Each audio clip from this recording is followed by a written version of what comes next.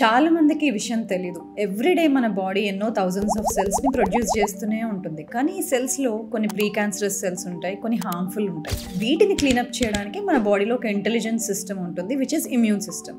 కాకపోతే ఈ immune system అప్పుడప్పుడు ఓవర్ యాక్టివ్ ఉండొచ్చు, అండర్ యాక్టివ్ ఉండొచ్చు, డిస్రెగ్యులేటెడ్గా ఉండొచ్చు.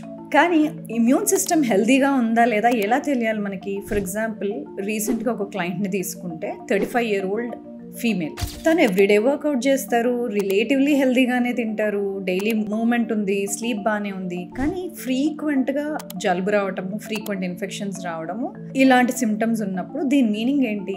Most of the time under active immune system ఉంది అని. చాలా మంది ఇమ్యూన్ సిస్టమ్ అనగానే ఏదో ఇమ్యూన్ సిస్టమ్ని బూస్ట్ చేసేయాలి అనుకుంటుంటారు. అంటే వాల్యూమ్ బటన్ ఉంటే అది ఇంక్రీజ్ చేసినప్పుడు ఇంక్రీజ్ అవ్వడము, డిక్రీజ్ చేసినప్పుడు డిక్రీజ్ అవ్వడము. ఇలా ఇమ్యూన్ సిస్టమ్ని ఈజీగా ఓవర్ యాక్టివ్గా, అండర్ యాక్టివ్గా మనం మార్చలేము. ఎందుకంటే అది సింపుల్ సిస్టమ్ కాదు, అది చాలా ఇంటిగ్రేటెడ్ అండ్ ఇంటెలిజెంట్ సిస్టమ్. అంటే ఇమ్యూన్ సిస్టమ్ హెల్తీగా ఉండాలంటే గట్, బ్రెయిన్, డీటాక్స్ సిస్టమ్స్, మన హార్మోనల్ సిస్టమ్స్ అన్ని బ్యాలెన్స్లో ఉంటే ఒక ఆర్కెస్ట్రా సిస్టమ్ లాగా ఉంటుంది. ఒక హెల్తీగా ఉండాలి అంటే ట్యూన్లో ఉండాలి ఆల్ మ్యూజికల్ సిస్టమ్స్ అన్ని. ఫర్ ఎగ్జాంపుల్, ఒక వైలిన్ స్ట్రింగ్ని మీరు ఓవర్గా స్ట్రెచ్ చేసినప్పుడు ఏమవుతుంది? అది మ్యూజిక్ రాదు, నాయిస్ వస్తుంది. అలాగే లోడ్ ఎక్కువైనప్పుడు ఇమ్యూన్ సిస్టమ్ పైన అప్పుడు అది హెల్దీగా ఉండదు, డిస్రెగ్యులేట్ అవ్వచ్చు, ఓవర్ యాక్టివ్ అవ్వచ్చు, అండర్ యాక్టివ్ అవ్వచ్చు. అండర్ యాక్టివ్ అయినప్పుడు ఎలా ఉంటుంది?